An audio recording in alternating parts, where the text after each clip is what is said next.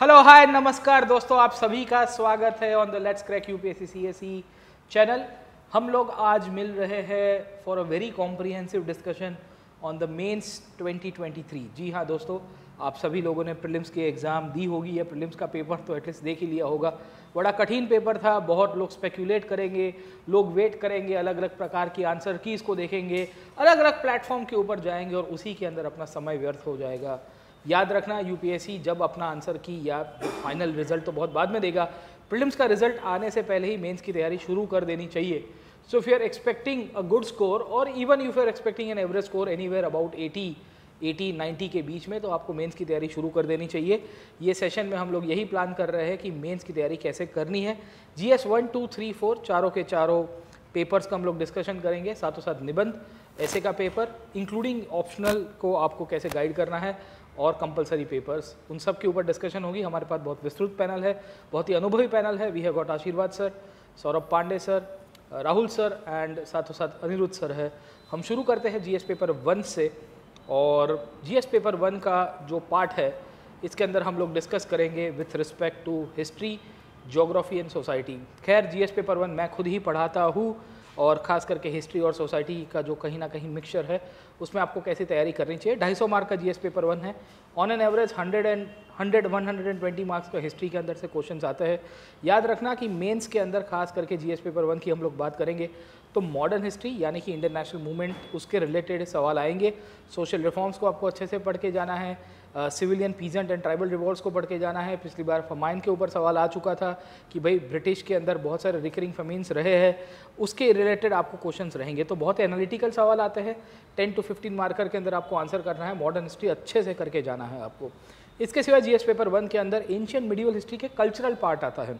Ancient medieval history का political history नहीं पूछता है जीएस पेपर 1 के अंदर, याद रखना। कल्चर में आर्किटेक्चर, पिछले बार आपको सवाल आ चुके हैं, टेम्पल आर्किटेक्चर के ऊपर से सवाल आया है। Philosophy behind art and culture के ऊपर सवाल आ चुका है। आपको डांस फॉर्म्स के ऊपर बहुत साल से नहीं हुआ है क्योंकि तांडव के ऊपर एक बार पूछ दिया था, बट पूछने की शक्यता रहेगी। तो आपको आर्ट एंड कल्चर, खास करके लिटरेचर को याद रखना है। पर्शियन लिटरेचर, मिडिवल इंडिया के ऊपर सवाल आया था, इस बार आ सकता है मिडिवल पेंटिंग्स के ऊपर सवाल आ जाए। प्रीलिम्स के अंदर इस बार हमने देखा कि सीता नवसल पेंटिंग्स के ऊपर ऑलरेडी सवाल आ चुका है। तो इस तरह की हमको फिलोसफिकल पार्ट और उसके पीछे की जो थियरी है वो पता होनी चाहिए। लिटरेचर अच्छे से याद रखना। भक्ति सूफी मूवमेंट बहुत ही फेवरेट टॉपिक है यूपीएससी का। उसके लिए आपने जो प्रीलिम्स के अंदर पढ़ा है उसको ही रीडिंग बिटवीन द लाइन्स के रूप में आपको देखना होगा। खास करके दूसरा इंपॉर्टेंट बात यह है वो है आपको प्रीवियस ईयर्स के क्वेश्चन पेपर देख लेने हैं फॉर जीएस पेपर 1। उसमें से ही आपको ट्रेंड समझ में आ जाएगा कि कॉइन्स के ऊपर से सवाल आया, art and culture, Gupta coins के ऊपर एक बार सवाल आ चुका, या आपको सवाल पूछ दिया इन्होंने with reference to the Sufi movement कि भाई सूफी मिस्टिक्स की इम्पैक्ट क्या रही है। भक्ति मूवमेंट के अंदर आपको चैतन्य महाप्रभु का रोल पूछ दिया गया है। तो इस प्रकार के सवाल रहे हैं। तो जीएस पेपर 1 एक्लेक्टिक है, इसमें वर्ल्ड हिस्ट्री भी आजकल आ रहा है। एक ही सवाल आता है, पढ़ना बहुत पड़ेगा। याद रखना कि वर्ल्ड हिस्ट्री का इंपॉर्टेंस ये है कि वो आपको आईआर का बेस बनाता है। इग्नोर करके मत जाना वर्ल्ड हिस्ट्री को, क्योंकि 1 या 2 सवाल अल्टीमेटली यहाँ नहीं करके 20 मार्क का डिफरेंस क्रिएट करते हैं, और यूपीएससी में 2 मार्क के लिए भी आपको पढ़ाई करनी पड़ेगी। हमारे विस्तृत लेक्चर्स अवेलेबल है यही चैनल के ऊपर, आप ज़रूर से उसको सर्च करिएगा, एक बार गो थ्रू हो जाएगा। अर्जुन देव की बिग बॉय अच्छी है। पोस्ट इंडिपेंडेंस भी जीएस पेपर 1 का पार्ट है, उसको भी आप एक बार गो थ्रू कर दीजिएगा। 1-2 सवाल आएंगे। पिछली बार आया था कि प्रिंस स्टेट्स के इंटीग्रेशन में क्या प्रॉब्लम है, आ सकता है कि भारत के अंदर रीजनलिज्म क्यों निकल के आई है। इनफैक्ट जीएस पेपर 1 को सोसाइटी के साथ लिंकअप कर दीजिएगा। रीजनलिज्म, कम्युनलिज्म, भारत के अंदर अलग अलग प्रकार के सोशो कल्चरल इश्यूज निकल के आ रहे हैं, प्रेजेंट डे के अंदर लिंग्विस्टिक प्रॉब्लम्स आ रहे हैं, स्मॉल स्टेट्स का क्रिएशन है, वो सब आज़ादी के बाद के भारत का ही जुड़ा हुआ पार्ट है। तो मोटे मोटे तौर के ऊपर सवाल आपको 100 मार्क्स के आसपास का वेटेज रहेगा जीएस पेपर 1 में। उसमें खास सोसाइटी का भी पार्ट है, ग्लोबलाइजेशन और सोसाइटी की इम्पैक्ट क्या रही है, कैसे कोविड ने हमारी इंडियन सोसाइटी को अफेक्ट किया है, कौन से सोसाइटी में वल्नरेबल सेक्शंस के रिलेटेड क्या क्या प्रॉब्लम्स क्रिएट हो रहे हैं। इम्पैक्ट सेंट्रिक सवाल ज़्यादा आते हैं। ज़्यादातर न्यूज़पेपर आर्टिकल्स उसके अंदर कवर हो जाएंगे। जीएस पेपर 1 में एक और पार्ट आता है वो है ज्योग्राफी का। अनिरुद्ध सर उसके ऊपर हमको ज़्यादा विस्तृतपन से बताएंगे। Thank you Prateek sir. So हम बात करें ज्योग्राफी की, अगर हम पास्ट ट्रेंड में देखें तो अराउंड 100 और 120 मार्क्स के अप्रॉक्स ज्योग्राफी का जो सेक्शन है वो कवर करता है। ज्योग्राफी बेसिकली 2 पार्ट में मेजरली डिवाइड की जाती है। One is Indian geography and second one is physical geography. तो हमें ज्योग्राफी का जो कंसेप्ट है, सबसे पॉइंट है कि अभी तक हमने जो भी चीज़ें प्रीलिम्स में देखी वो static portion, mapping, places in news, यहाँ से बहुत ज़्यादा फोकस्ड रही हैं। बट अगर हम बात करें प्रीलिम्स को छोड़ के मेंस के ऊपर, वहाँ पर थोड़ा सा आपको कंसेप्चुअल क्लैरिटी होनी चाहिए। लाइक अगर मैं बात करूँ साइक्लोन्स जितने भी न्यूज़ में है तो हमें पता होना चाहिए कि साइक्लोन्स बेसिकली किन रीजन्स में आ रहे हैं, डिफरेंस क्या है आपका जो ट्रॉपिकल साइक्लोन्स है एंड टेम्परेट साइक्लोन में, उनके लिए क्या कंडीशंस होनी चाहिए आने के लिए, वो पॉइंट इंपॉर्टेंट हो जाता है बहुत ज़्यादा। फिर अगर हम बात करें ओशनोग्राफी से, सैलिनिटी से बहुत क्वेश्चंस बनते हैं, टेम्परेचर को लेके जो ओशियंस है वहाँ से क्वेश्चंस बहुत ज़्यादा बनते हैं, और उसी के साथ साथ एक कोरल रीफ है वहाँ से क्वेश्चंस बनने के बहुत ज़्यादा चांसेस हैं। और अभी रिसेंट अगर मैं बात करूँ जो कोल्ड वाटर कोरल्स है वो भी काफ़ी न्यूज़ में है, क्योंकि मेजरली हम कोरल रीफ्स के बारे में पढ़ते हैं कि वो आपके ट्रॉपिकल रीजन्स में देखी जाती हैं, वहाँ से क्वेश्चंस आने के चांसेस हैं। उसी के साथ साथ अगर मैं इंडियन ज्योग्राफी को लेके बात करूँ, इंडियन ज्योग्राफी में जो स्टैटिक पोर्शन है वो तो हमें पढ़ना ही है, बट कंसेप्चुअल पॉइंट में वो क्वेश्चंस किस तरीके से पूछते हैं। जैसे लास्ट ईयर की बात करें, वहाँ पर उन्होंने क्वेश्चन पूछा कि जो आपका जो स्लाइड्स हैं अगर हम बात करें, जैसे वेस्टर्न घाट वाला रीजन है वहाँ पर आपकी लैंडस्लाइड ज़्यादा होती है या हिमालयन वाले रीजन्स में, उसके पीछे हमें लॉजिक पता होना चाहिए कि यंग फोल्ड माउंटेन्स हैं, टेक्टोनिकली एक्टिव हैं, तो इस तरीके से क्वेश्चंस बहुत ज़्यादा पूछे जाते हैं कि हमारे मिनरल रिसोर्सेज कहाँ कहाँ पर हैं, वाई हमारा जो गोंडवाना लैंड वाला पोर्शन है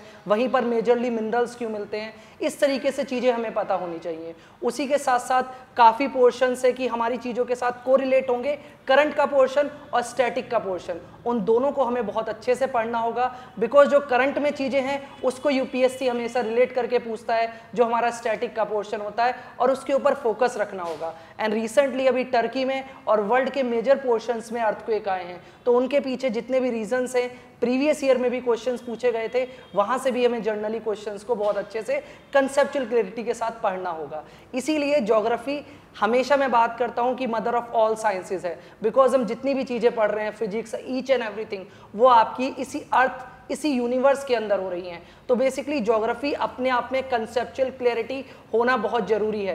प्रीलिम्स को छोड़ देते हैं, prelims is a different game, because यहाँ पर आपको एक तरीके से एलिमिनेशन का पार्ट हो जाता है कि जो सिलेक्टेड है उसको करना है। ज्योग्राफी कंसेप्चुअल के ऊपर फोकस कीजिएगा और बेसिकली करंट के साथ इन चीज़ों को रिलेट करोगे तो आप अच्छे से स्कोर कर पाओगे। जी sir, thank you sir. Aniruddh sir, जैसा कि आपने बताया कि जीएस पेपर 1 के अंदर ज्योग्राफी का इम्पोर्टेंस क्या रहा है और प्रीवियस के क्वेश्चन को ज़रूर से ध्यान रखिएगा। सर अभी जीएस पेपर 1 तो 250 मार्क का एक रहेगा, दूसरा एक पेपर है वो है जीएस पेपर 2 का, और जीएस पेपर 3 खास करके polity, governance, social issues, issues related to poverty, hunger, उसके related vulnerable sections, international relations के ऊपर जीएस पेपर 2 आता है।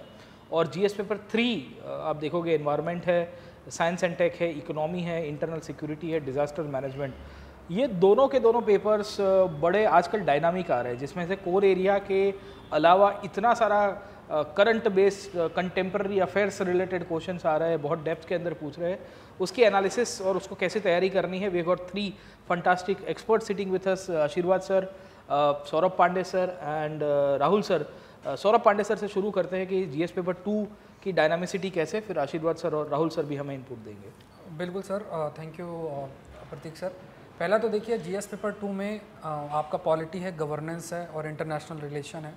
अब इसको कवर करने के लिए ये बहुत ज़्यादा ज़रूरी है कि जो कंटेम्प्रेरी इश्यूज़ हैं उन पर बहुत अधिक आपको फोकस करना पड़ेगा। जैसे अगर आप ये सोच कर चलें कि मैं लक्ष्मीकांत की किताब पढ़ के चला जाता हूँ या आप आर्टिकल्स रट के चले जाते हैं, तो उससे आप जीएस पेपर 2 का जो है भले प्रीलिम्स में आपको बेनिफिट हो, बट मेंस में आपको जो एप्लीकेशन है उस पर जो भी प्रश्न आपके लिए फ्रेम होंगे उतना आसान नहीं रहेगा। तो इसके लिए एडिटोरियल्स खास तौर से बहुत अच्छे तरीके से आपको कवर करना चाहिए जो पॉलिटी, गवर्नेंस और इंटरनेशनल रिलेशन से आते हैं। जैसे अगर आप देखें पिछली बार भी एससीओ के ऑब्जेक्टिव पे प्रश्न था, I2U2 पे प्रश्न था, इस बार भी बहुत सारी पॉसिबिलिटीज़ हैं कि वो बहुत सारे लेवल पे, चाहे G20 पे बहुत सारी डिफरेंट डायमेंशंस पे प्रश्न बना ले, मल्टीलैटरलिज्म का जो डाइल्यूशन हो रहा है उस पर प्रश्न आपके लिए बना ले, जो आपका वर्ल्ड ऑर्डर में बदलाव आ रहा है उसमें प्रश्न आपके लिए जो है बना ले, किस तरीके से जो वर्ल्ड ऑर्डर पे बदलाव हो रहा है और वो इकोनॉमिक एस्पेक्ट को जो है चेंज कर रहा है उस पर प्रश्न बना ले। इसी प्रकार से चाहे जो डिजिटाइजेशन हो रहा है उस पर प्रश्न आपके बनाने। इस प्रकार से चाहे मैरीटाइम सिक्योरिटी की बात करें तो Indian Ocean region, Indo Pacific region में जो डेवलपमेंट हो रहा है उस पर कई प्रकार के जो है आपके मेंस के प्रश्न आपके लिए फ्रेम हो सकते हैं जीएस पेपर 3 के अंदर।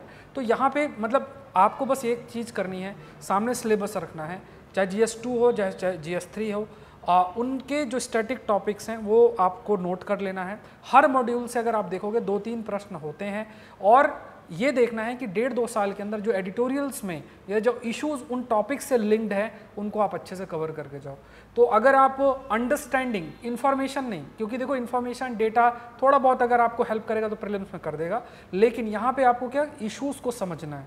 इश्यूज़ को अगर आपने चीज़ों को समझ सीख किया तो पॉलिटी में अच्छा कर सकते हैं, IR में अच्छा कर सकते हैं, और ख़ास तौर से अगर देखा जाए इंटरनल सिक्योरिटी जैसी चीज़ें हैं, साइंस एंड टेक्नोलॉजी। आजकल जैसे पिछली बार उन्होंने जेम्स वेब टेलीस्कोप का डिफरेंस पूछा था, आई थिंक हबल टेलीस्कोप के से जो है वो डिफरेंस पूछ लिया था, तो वहाँ पे इंफ्रारेड एस्ट्रोनॉमी और बहुत सारी चीज़ें आपका उसमें आपको लिखना था। उस पर भी देखें तो बहुत सारे एडिटोरियल्स आए थे और बहुत सारे जो है संडे का जो हिंदू का सेशन था उसमें भी डिस्कशन हुआ था। सेकेंडली इसी प्रकार से इस समय भी साइंस टेक के बहुत सारे कंसेप्ट आपके न्यूज़ में रहते हैं, तो उनके एप्लीकेशन पे आपको बहुत अधिक काम करना पड़ेगा। जैसे क्वांटम टेक्नोलॉजी है, क्वांटम एंटेंगलमेंट है, बेल इनइक्वालिटी जैसी चीज़ें हैं, या इस बार भी अगर आप प्रीलिम्स में देखें तो जो प्रश्न आए हैं, तो जो इवन जो प्रीलिम्स में प्रश्न आए हैं साइंस एंड टेक्नोलॉजी के, उनके भी एप्लीकेशन पढ़कर जाना, क्योंकि कई बार रिपीट हो जाता है। जैसे पिछली बार वैक्सीन पे डिफरेंस पे प्रश्न पूछा था, इस बार इम्यूनिटी एस्पेक्ट पे कोई प्रश्न आपके लिए फ्रेम हो जाए। तो ये सब चीज़ें अगर आप करेंगे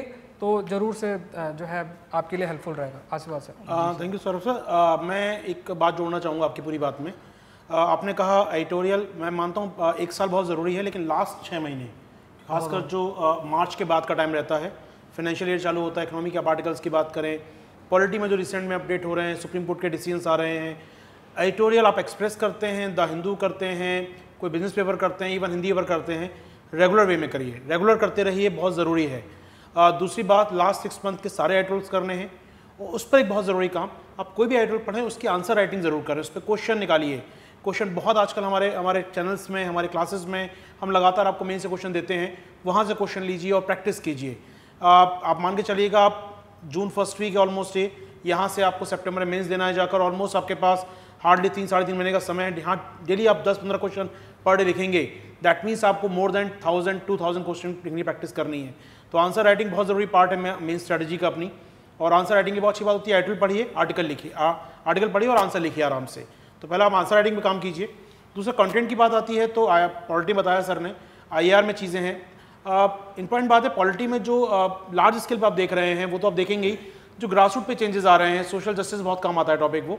सोशल जस्टिस में हेल्थ की बात करें या फिर आप न्यूट्रिशन की बात करें, एजुकेशन की बात करें, बहुत पॉवर्टी हंगर की टॉपिक है हमारे पास, SDG टारगेट्स हैं, उन पर बहुत अच्छे आर्टिकल्स न्यूज़पेपर में आते हैं, क्योंकि ये क्वेश्चन आपको ट्रेडिशनल बुक में नहीं मिलेंगे। कोई सोशल जस्टिस की बुक कहते हैं ये बुक पढ़ के जाओ हो जाएगा, नहीं होगा। तो ये जो पार्ट है पॉलिटी का, इस पर सोशल जस्टिस का, गवर्नेंस का, या इवन आपका IR का पेपर 2 में, ये पूरा एडिटोरियल बेस्ड है, न्यूज़पेपर बेस्ड है। प्लीज़ न्यूज़पेपर पढ़ते रहिएगा। प्री क्वालिफाई कर लिया, अच्छा जा रहा है, वॉटेवर एवरेज मार्क्स आ रहे हैं, तब भी अगले साल देना है आपको मेंस, कोई बात नहीं, ये स्ट्रेटजी फॉलो जरूर कीजिए। पेपर 3 पर मैं आता हूँ आपके साथ। इकोनॉमी की बात मैं थोड़ा कर दूँ यहाँ पर आपके लिए। इकोनॉमी में एक इंपॉर्टेंट बात है, लगभग ऑलमोस्ट 4 क्वेश्चन 15 मार्क्स का, 4 क्वेश्चन 10 मार्क्स की, तकरीबन आप मान सकते हैं यहाँ पर 100 मार्क्स का प्रोफाइल होता है इकोनॉमी का हमारा। ऑलमोस्ट 250 में से 100 मार्क्स इकोनॉमी डायरेक्ट आता है, और उसमें से भी आधे क्वेश्चन एग्रीकल्चर से होते हैं। तो एग्रीकल्चर वाले पार्ट के लिए कुरुक्षेत्र है आपके पास बेस्ट मैगजीन, लास्ट ईयर की 12 कुरुक्षेत्र या 10 कुरुक्षेत्र निकाल लीजिए, हर टॉपिक कवर कर लीजिए, उसमें से बहुत नहीं मिलेंगे, हार्डली 80-90 टॉपिक, चारों क्वेश्चन आपको वहाँ मिल जाएंगे। ये मेरा अनुभव भी रहा है, और आप उससे कर भी लेंगे आराम से। या फिर राइटर पढ़ सकते हैं डेली आप लोग, वो भी अच्छा काम है।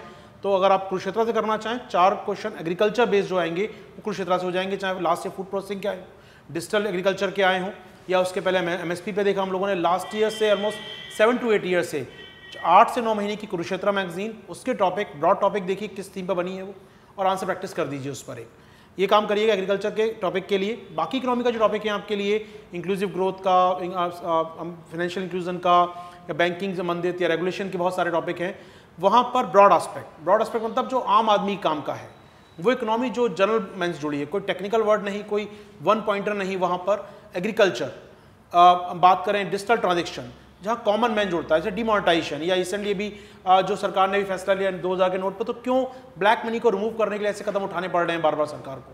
आखिर क्यों 6 साल में नोट बदलना पड़ा सरकार को, बंद करना पड़ा? तो इस प्रकार के लार्जर कॉन्सेप्ट को थोड़ा तैयार करिएगा। और ये सब कहाँ तैयार होगा, कोई बुक काम नहीं आएगी।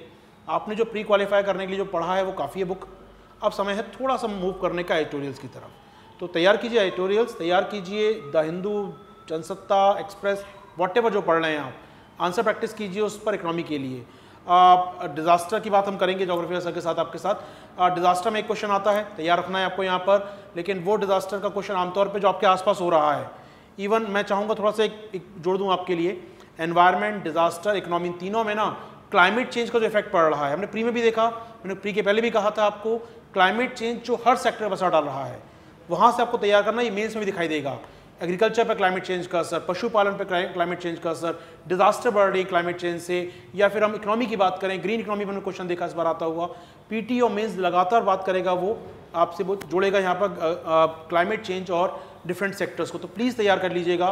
क्लाइमेट चेंज हुआ, डिजिटल इंडिया हर सेक्टर में, digital India education, digital India health, digital India agriculture, digital India finance, digital India social justice, digital India governance, digital India के आप 360 बना सकते हैं, डिफरेंट एंगल निकाल के तैयार कर लीजिएगा, क्वेश्चन सीधा आता है वहाँ से। लेकिन उसके लिए करना क्या होगा, ट्रेडिशनल नॉलेज तो काम आएगी, आपने पढ़े हैं, नोट्स अपने साल भर जोड़े रहे हैं, लेकिन साथ ही साथ एडिटोरियल्स, न्यूज़पेपर, अच्छा कवरेज मिलेगा। और अगर संभव हो सके इकोनॉमिक सर्वे को एक बार फिर से ब्रशअप कर लीजिएगा मेंस में जाने से पहले, क्योंकि वहाँ से क्वेश्चन डायरेक्ट बनते हैं। बाकी मैं जाऊँगा सौरभ सर के पास, फिर से मूव करेंगे हम लोग, राहुल सर के पास चलेंगे आपको लेकर। बिल्कुल सर, जैसा आपने कहा तो प्रीलिम्स और मेंस में थोड़ा सा डिफरेंस यही है। फॉर एग्जांपल अगर हम लें, जैसे सिलेबस की ही बात करें, पेपर 2 और पेपर 3 दोनों जो पेपर हैं काफ़ी डायनेमिक है। इसमें 80-90% आपका कंपोनेंट ऐसा होता है जो स्टैटिक प्लस करंट मिक्स है। फॉर एग्जांपल इलेक्शन कमीशन या कॉन्स्टिट्यूशनल बॉडीज सिलेबस में मेंशन है, लेकिन अभी इलेक्शन कमीशन क्या करता है, कौन अपॉइंट करता है, ये सारी जो चीज़ें हैं वो प्रीलिम्स के लिए इंपॉर्टेंट थी। मेंस में पूछेगा कि हाँ इलेक्शन कमीशन की इंडिपेंडेंस को लेके क्या चीज़ें हैं, अभी जो इलेक्शन कमिश्नर का अपॉइंटमेंट है उस पर चेंज हुआ है, कमेटी का गठन हुआ है, तो उस पर एक एनालिटिकल पॉइंट ऑफ व्यू से आपको क्वेश्चन पूछेगा, जिसके लिए करंट एस्पेक्ट ऐड करना है। जैसे अभी सौरभ सर, आशीर्वाद सर ने भी मेंशन किया, इन चीज़ों के लिए आपको एडिटोरियल्स और आर्टिकल्स की बहुत ज़रूरत है। तो अगर मैं इसको एस्पेक्ट को लेता हूँ तो कुरैशी साहब हैं, फॉर्मर CEC रह चुके हैं, चीफ इलेक्शन कमिश्नर, उनके इस पर 3-4 बार इवन हुए हैं। जब कमेटी का गठन नहीं हुआ था इंडीड, उससे पहले भी उन्होंने ये रिकमेंड किया था कि ऐसा कमेटी गठन करके होना चाहिए इंडिपेंडेंस के लिए, और अब हो चुका है, तो वो एडिटोरियल बहुत रेलेवेंट हो जाता है। तो इस तरह से आपको पिक करना है, और कोई भी एक पेपर पकड़ लीजिए, अगर आपको हिंदू अच्छा लग रहा है, इंडियन एक्सप्रेस, कोई भी एक पेपर पकड़ना है, और उसमें जो भी रेलेवेंट लगते हैं, ऐसा नहीं कि ब्लाइंडली सारे जो एडिटोरियल आ गए हैं आपके लिए इंपॉर्टेंट है, जो भी आपको रेलेवेंट लग रहा है उसको आप स्टार्ट कीजिए। तो ये थोड़ा सा प्री और मेंस में डिफरेंस रहेगा, ये आइडेंटिफाई करके आप जाओगे। एक और एग्जाम्पल यहाँ पे फ्रीडम ऑफ एक्सप्रेशन है या फंडामेंटल राइट्स की बात होती है, तो यहाँ पे सेडिशन का एक आता है, जैसे अभी काफ़ी चर्चा चल रही है, IPC का सेक्शन 124A है, उसको सही है गलत है, अभी मीडिया 1 केस का भी चर्चा हुआ, सुप्रीम कोर्ट का वहाँ पे जजमेंट है। तो जितने भी सुप्रीम कोर्ट के जजमेंट कॉन्स्टिट्यूशनल एस्पेक्ट में आ रहे हैं, लॉ के इंटरप्रिटेशन में आ रहे हैं, उसके अंदर जो इशू है, इशू बेस्ड आपको अपनी तैयारी करनी है,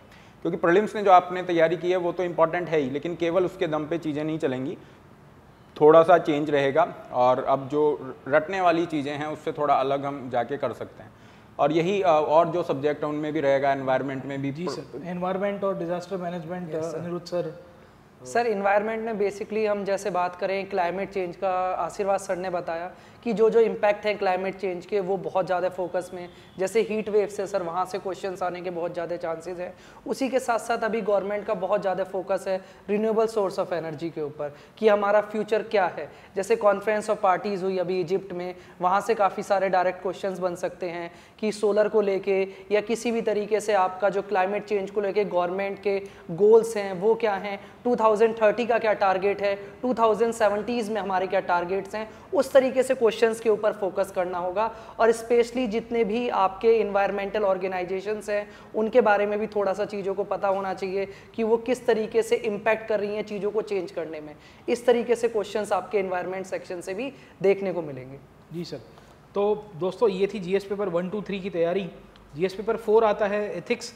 अब उसको लेके काफ़ी सारे लोग बहुत लाइटली ले लेते हैं। याद रखना 250 मार्क का पूरा एक पेपर है।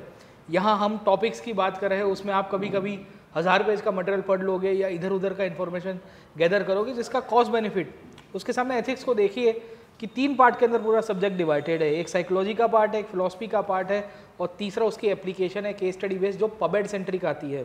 हमेशा याद रखना कि पहले फिलोसफिकल पार्ट पढ़ो फिर साइकोलॉजी पढ़ो। Philosophy that is the value system, origin of the belief system, अलग अलग थिंकर्स जो भी आपको पूछे गए हैं। वर्ल्ड हिस्ट्री के अंदर आपने कुछ थिंकर्स को पढ़ा होगा, कुछ को आपने मॉडर्न इंडिया के अंदर विवेकानंद के थॉट्स पूछ गए हैं, गांधी के थॉट्स आ चुके हैं, गांधी के 7 सिंस के ऊपर सवाल आ चुका है। तो उस प्रकार का पार्ट है जहां पब्लिक एडमिनिस्ट्रेशन के पॉइंट ऑफ व्यू से आपको देखना है, समाज के दृष्टिकोण से पॉइंट ऑफ व्यू से देखना है।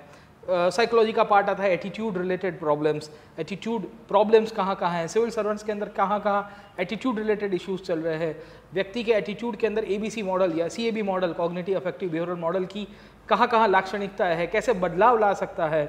और अल्टीमेटली तीसरा इसका पार्ट आता है फिलॉसफी साइकोलॉजी पार्ट को इकट्ठा करके पबेड सेंट्रिक क्वेश्चंस जो आपके केस स्टडी में आता है। 125 मार्क्स का थियरी, 125 मार्क्स का एप्लीकेशन, ये दोनों का मिक्सचर आपको करना है केस स्टडी के रूप में।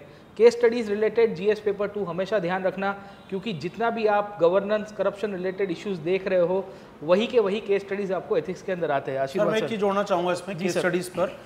लास्ट 8 to 9 ईयर्स से जुड़ा है पेपर 4। ऑलमोस्ट हर साल 10 केस स्टडीज 8 केस स्टडीज आती है। उनका एक बैंक बना लो पूरा, उनके क्वेश्चन सॉल्व करो तो एक बहुत अच्छा बैंक एक तैयार हो जाएगा आपके पास। और आपको एक थीम चला जाएगी कि एक करप्शन रिलेटेड आता है, एक एथिकल डिलेमा आता है, एक पब्लिक सर्वेंट के रिलेटेड कोई सामने इशू आ जाएगा, वो आ जाएगा, एक सोशल इशू के ऊपर केस स्टडी आता है, एथिक्स इन गवर्नेंस के ऊपर एक सेकंड ARC का एक रिपोर्ट है, उसकी समरी पूरी 7th report of second ARC है, आप उसको जरूर से पढ़िएगा। थ्योरी पार्ट में एक आप जैसे सर ने भी बताया 8-9 इयर्स के जो भी क्वेश्चंस आए ना उनकी लिस्ट बना लीजिए। बहुत टर्मिनोलॉजी, एक तो डेफिनेशन अपनी पूरी लिख लें जितनी भी है, इंटीग्रिटी, प्रोबेबिलिटी, उसकी डेफिनेशन और अकाउंटेबिलिटी, लाइफ से रिलेटेड एग्जांपल। मैं एक मिनट अपने एथिक्स के बाद एक बात कर लेते हैं, राइट सर, खत्म करें उससे पहले कि कुछ क्वेश्चन बच्चों के पास हैं, मैं उनके ले लेता हूँ आपके लिए। बच्चों से बच्चों के दिमाग में होंगे क्वेश्चन वो। जैसे पहला क्वेश्चन बच्चे सर पूछते हैं, सर योजना पढ़नी है क्या नहीं मेंस के लिए, तो मैं चाहूँ अनुरोध सर बताएं सर योजना का क्या करें। कुरुक्षेत्र और योजना, अगर आपकी जो सेंट्रल गवर्नमेंट की जितनी भी पॉलिसीज हैं या कुछ भी चेंजेस आ रहे हैं तो योजना के अंदर एक टॉपिक होता है, वो कम्प्लीटली उसके ऊपर फोकस किया जाता है, तो वो बहुत ही इंपॉर्टेंट हो जाती हैं। वहीं पर अगर हम रूरल कम्युनिटी के बारे में बात करें, विलेजेस के बारे में बात करें, तो वहाँ पर जो पॉलिसीज़ हैं गवर्नमेंट की, क्या क्या चीज़ें हैं, स्कीम्स कौन सी हैं, तो उनके लिए दोनों मैगजीन्स बहुत ज़्यादा इंपॉर्टेंट हो जाती हैं, योजना और कुरुक्षेत्र। राहुल सर आप मुझे ब्रीफ करें, बच्चों का में सवाल चल रहा होगा, मैं करंट अफेयर्स कितने टाइम का कवर करें? सितंबर में एग्जाम है तो सितंबर में एग्जाम है तो अगर टाइम कम है तो कम से कम जनवरी से तो अभी तक करना ही है। बाकी ये रहता है कि 1 से 1.5 साल तक का अगर आप कर रहे हो तो एडवांटेज है। प्रतीक सर मैं एक साहब से लूंगा सवाल, आंसर राइटिंग वाला जी, कितना आंसर राइटिंग करें? मतलब आंसर राइटिंग अब ज़रूरी हो गया है, ऑब्वियस है, प्रीलिम्स के पहले तो मैं एडवाइस नहीं करता हूँ। आंसर राइटिंग में एक ही चीज़ है, इंटरकनेक्शन आपको आना चाहिए, लिंकेजेस को। एग्जाम्पल्स आप अभी से ही कोट करना शुरू कर देंगे। अगर हिस्ट्री में कुछ फैक्ट है तो आप इंटरलिंक करने की कोशिश करें, वर्ल्ड हिस्ट्री, इंडियन हिस्ट्री का कैसे लिंकेज आ रहा है। अगर आपको पॉवर्टी रिलेटेड कुछ आ रहा है तो पॉवर्टी का कोई बेंचमार्क इंडेक्स अभी नया रिसेंट आया है या कुछ डेटा आपके पास है, उन सब का उपयोग करिए। आंसर राइटिंग के लिए बेस्ट तो ये होगा कि PYQs को आप प्रैक्टिस करें, PYQ पिछले 10 साल के कर दो तो इनफ हो जाएगा। सौरभ सर एक सवाल आपसे लास्ट में, बच्चों का चल रहा होगा, ट्रेडिशनल और करंट का कितना बैलेंस बनाएं? बिल्कुल बैलेंस बना के, पहले तो ट्रेडिशनल चीज़ें आपका बेस बनाती हैं, उनका एप्लीकेशन करंट एस्पेक्ट होता है, और एप्लीकेशन पे क्वेश्चंस प्रीलिम्स में बहुत आ रहे हैं, मेंस में भी बहुत आ रहे हैं, खास तौर से GS पेपर 2 और GS पेपर 3। तो पहले भी हमारा डिस्कशन हो चुका है एडिटोरियल्स पे। एडिटोरियल्स सिर्फ आपके स्टैटिक एस्पेक्ट का कंटेम्प्रेरी एप्लीकेशन है जी सर। प्रश्न इसी के अंदर एक एडिशन में लास्ट पार्ट आता है, वो है 250 मार्क का निबंध। आशीर्वाद सर आप ऐसे को लेके बता दीजिए लास्ट इनपुट। निबंध था सर कई तरीके होते हैं लिखने के, लेकिन एक तरीका है GS पहले कवर, पहले 4 GS का एप्लीकेशन, GS के एप्लीकेशन, GS को ब्रेक डाउन करें अपने पार्ट में। निबंध के अंदर ही बहुत कुछ होता है जहाँ GS के ब्रेक डाउन कर लिए जाए सारे topic, history, polity, social justice, सबको, और उन्हीं पे पैराग्राफ तैयार किए जाएं। बाकी लिखने की शैली होती है, उसकी ज़रूरी है, लिखते प्रैक्टिस करते रहें।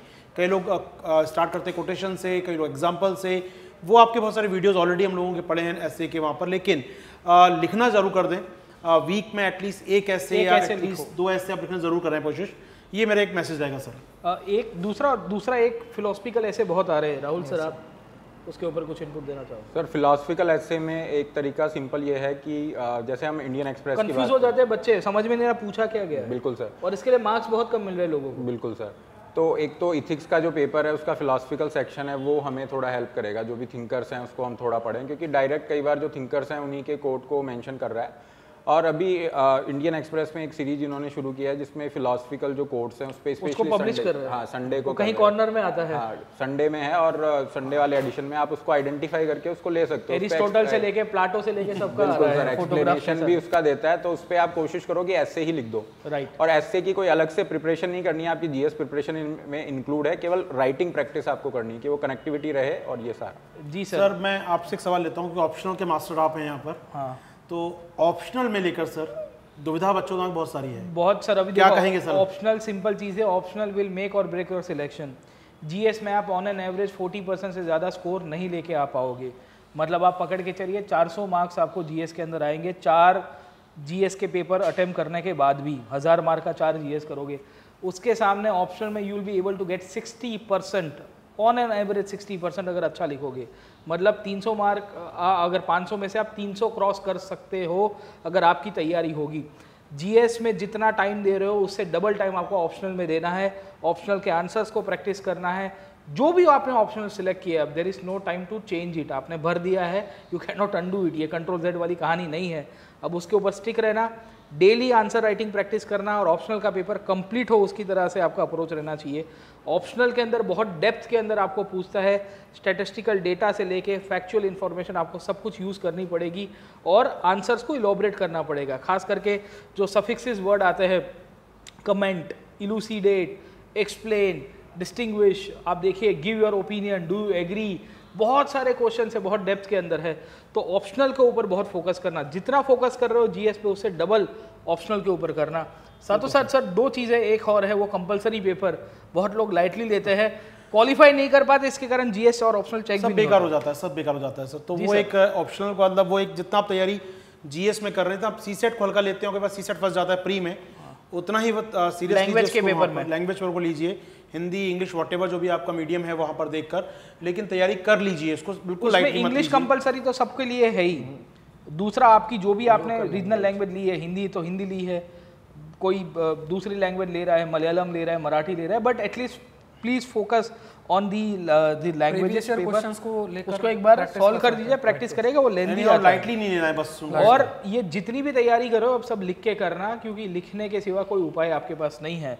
तो सर बच्चों को ये रहता है कि नॉलेज पार्ट तो हमने गेन किया क्योंकि प्रीलिम्स क्वालिफाई कर रहे हो तो नॉलेज है, लेकिन उसका एप्लीकेशन पार्ट कैसे करें, तो उसके लिए क्वालिटी एनरिचमेंट प्रोग्राम अनअकैडमी का आ रहा है। उसमें आपकी ये जो प्रॉब्लम है कि नॉलेज तो है, उसको अप्लाई कैसे करना है या कौन से एडिटोरियल से कैसा कंटेंट, तो उसमें वो quality enrichment programme is a kind of big boost. तो डेफिनेटली आप वो ज्वाइन करें। आप जरूर से जुड़िए हमारे साथ। डिस्क्रिप्शन बॉक्स में एक प्रोग्राम की लिंक अवेलेबल है। अनअकैडमी आपको कॉम्प्रिहेंसिव गाइडेंस देगा, 1-on-1 आपको मेंटरशिप मिलेगी, including your answer writing sessions as well.